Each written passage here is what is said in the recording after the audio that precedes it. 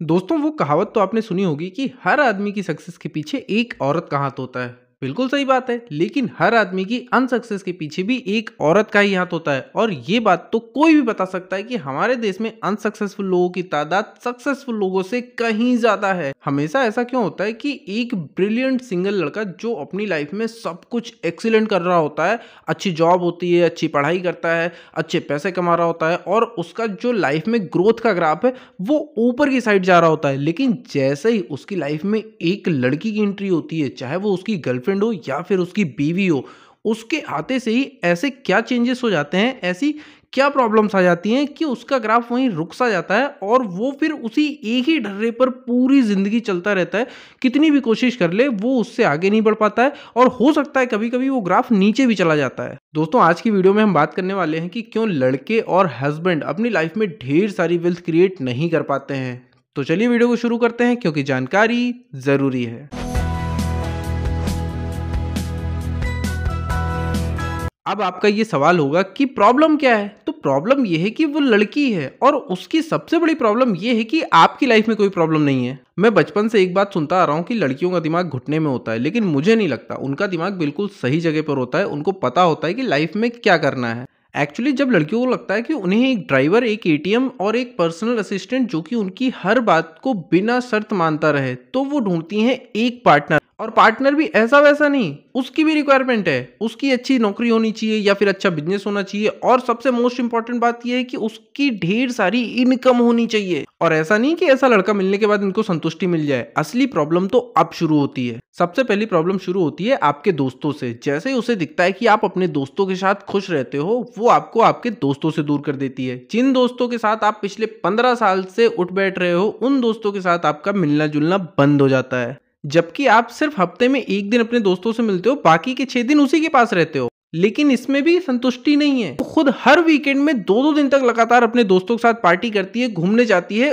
उसमें आप कुछ नहीं कह सकते। अगर उस पर आपने कुछ भी बोला तो ये उसका पर्सनल टाइम है, ये उसकी पर्सनल लाइफ है, इसमें तो आप इंटरफेयर कर ही नहीं सकते हो। और इसके बाद जैसे ही आप सुबह उठते हो, अगर उसको गुड मॉर्निंग का मैसेज नहीं किया है तो सबसे पहले ये रिप्लाई आता है कि यार तुम सुबह 1 घंटे पहले उठ गए और मुझे रिप्लाई तक नहीं किया।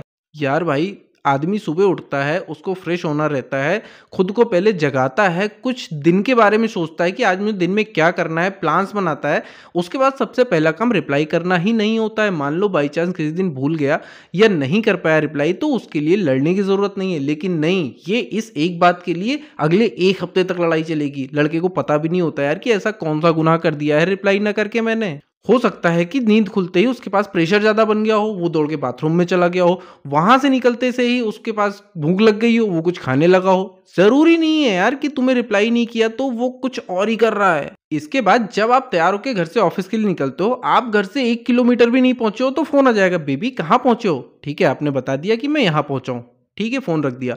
फिर उसके बाद अगले 5 मिनट बाद फिर फोन आएगा, बेबी कहाँ पहुंचे हो? फिर फोन आ जाएगा और ये कहते हुए फोन रखा जाएगा कि ऑफिस पहुंच के फोन करना। ठीक है, 15-20 मिनट बाद ऑफिस पहुंचना रहता है, लेकिन उस 15 से 20 मिनट में कम से कम 7 से 8 बार फोन आ जाएगा कि बेबी कहाँ पहुंचे हो। अब आखिरी कॉल जब आपके पास आता है तब आप अपने ऑफिस की पार्किंग में अपनी गाड़ी लगा रहे होते हो और फोन आता है, आप फोन निकालते हो जेब से और कहते हो हाँ बेबी ऑफिस पहुंच गया हूँ।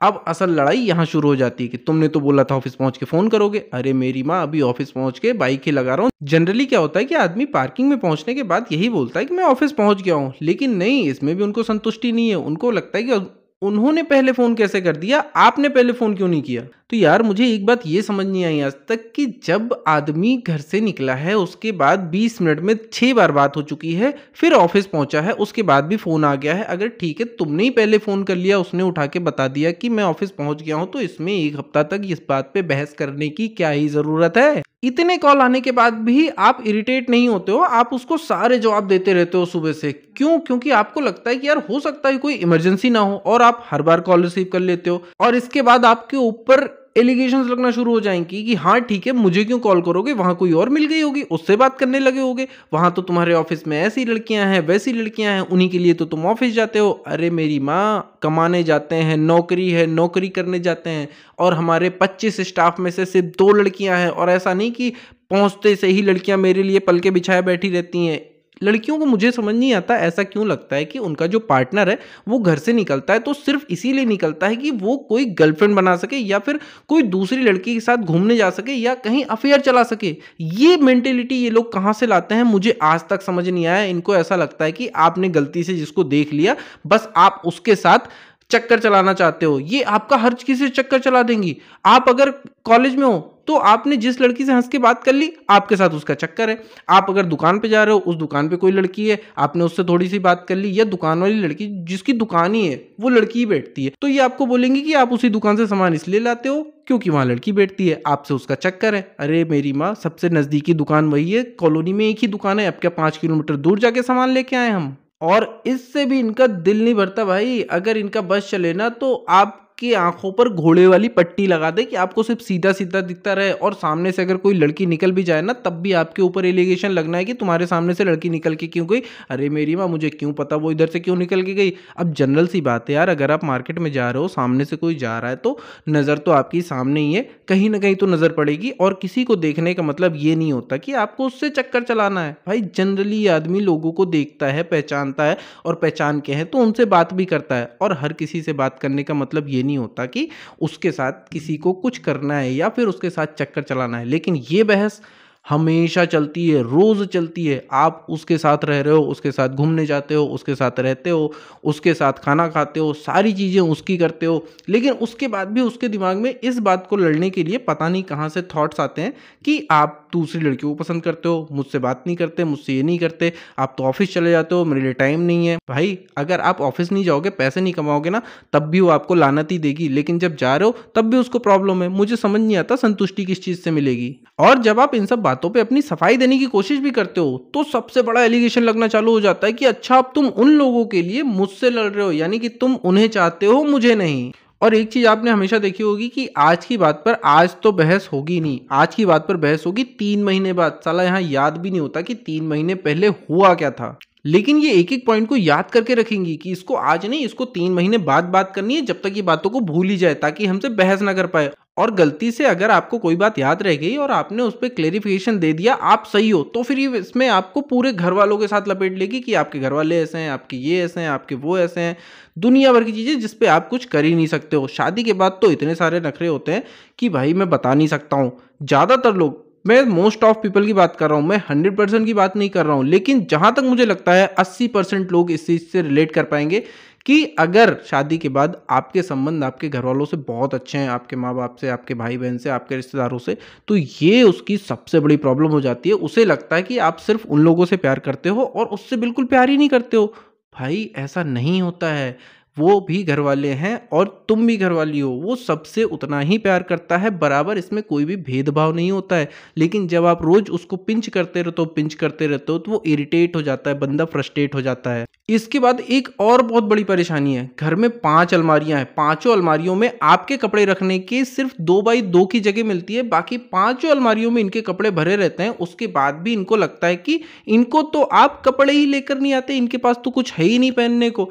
आप वही एक ड्रेस पहन के 10 पार्टियों में चले गए, लेकिन मजा ले वो एक साड़ी को एक पार्टी के बाद दूसरी साड़ी में पहन ले। क्यों? क्योंकि अब तो वो सबने देख लिए, मैं तो उसको दोबारा कभी पहन ही नहीं सकती हूँ। भाई अंबानी भी ऐसा नहीं करता होगा, वो भी एक ड्रेस को कम से कम 2-3 बार तो पहनता है। और अगर आप अपने उन्हीं पुरानी ड्रेसेस में से कोई एक शर्ट पैंट को बढ़िया से प्रेस करके पहन के तैयार हो जाते हो, तो इससे पे भी उनको प्रॉब्लम है कि इतना तैयार होके किसको दिखाने जा रहे हो, कोई नई मिल गई क्या जो मिलने जा रहे हो।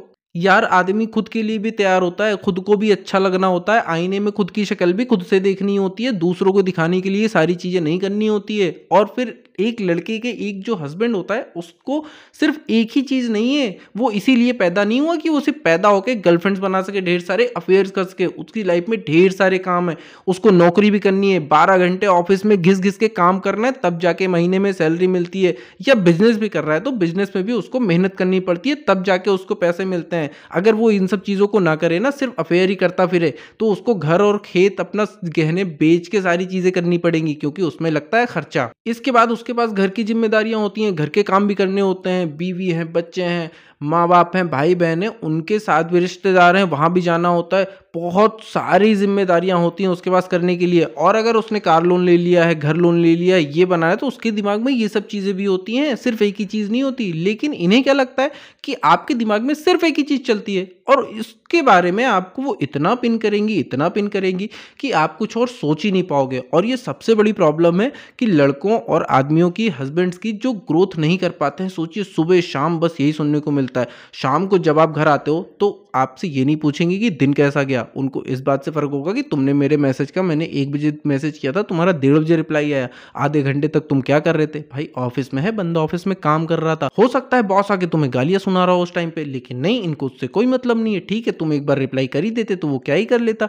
इन्होंने फोन किया, अगर तुम्हारा फोन नहीं उठा तो उस पर भी इनको लड़ना है। तुमने 10 मिनट बाद फोन किया तो उस पर भी इनको लड़ना है कि 10 मिनट बाद फोन क्यों किया। भाई ऑफिस में काम करने लोग आते हैं, मजे करने नहीं आते कि लूडो खेल रहे, तुमने फोन किया, उठा के तुमसे बात करने लगे।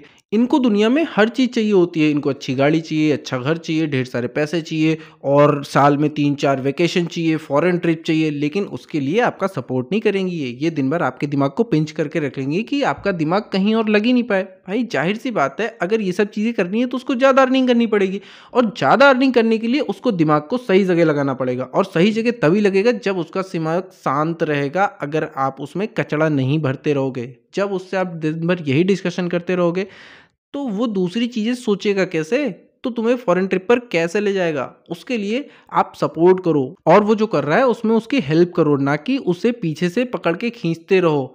कोई भी चीज़ करने के लिए अगर कोई नई चीज़ हो रही है तो उसमें समय लगता है। आप उस पर ये चीज़ सवाल मत उठाने लगो कि ऐसा क्यों कर रहे हो, ये क्यों कर रहे हो, इससे क्या होगा। उन्हें सिर्फ इंस्टेंट रिजल्ट चाहिए होता है कि आपने नौकरी की, दिन पे गए, आपको तुरंत वहाँ से पैसे मिल गए। लेकिन अगर आप कोई बड़ी चीज़ कर रहे हो जिसमें टाइम थोड़ा सा ज़्यादा लग रहा है लेकिन लॉन्ग टर्म के बाद उसमें अच्छा खासा रिटर्न है, तो वो इनको नहीं चाहिए। उसमें इतने सवाल हो जाएंगे दुनिया भर की कि आप खुद ही परेशान हो के छोड़ ही देते हो कि ठीक है यार, ले मेरी माँ, तू ही खुश रहे, मुझे कोई मतलब नहीं है। और इस चक्कर में लड़कों की ग्रोथ रुक जाती है। ये प्रॉब्लम जो मुझे दिखती है, ऐसी बहुत सारी प्रॉब्लम्स हैं, लेकिन अभी के टाइम पे जो मैंने बताई हैं, ये प्रॉब्लम मोस्ट प्रॉब्लम है जो सबके साथ है। मतलब ऐसा कोई बंदा नहीं होगा जिसके साथ ये प्रॉब्लम्स ना हो। बहुत ही रेयर केस में कुछ लोग हैं, मैं ये नहीं कह रहा हूँ कि 100% ऐसे हैं, लेकिन जितनी बातें मैंने बताई ये मोस्ट ऑफ 80% से ऊपर लोगों के साथ ये दिक्कतें रोज की हैं। वो सिर्फ ग्रोथ इसीलिए नहीं कर पाते हैं क्योंकि वो बेवजह की बातों में, बहस में फंसे रहते हैं, जिस बात का कोई लेना देना नहीं होता है,